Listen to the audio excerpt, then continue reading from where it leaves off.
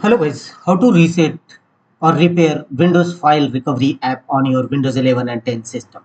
Windows File Recovery app is a very important app feature on your system, and to reset and repair, go to Windows Settings, right click on a Start button and choose Settings. Here from the left side, choose Apps, click on it, thereafter go to right side and here click on Installed Apps. Here under search field type Windows File Recovery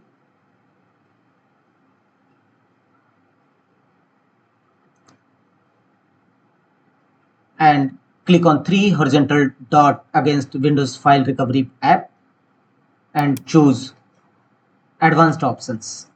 Click on it. Here scroll down and you will find the option Reset. If this app is not working right, we can try to repair it. The app's data would not be affected. First try to repair it, and thereafter if this app still is not working right, then reset it. Click on Reset. This will permanently delete the app's data on this device, including your preferences and sign-in details. Click on Reset again and follow on-screen instruction to complete the resetting process of Windows File Recovery app in Windows 11 and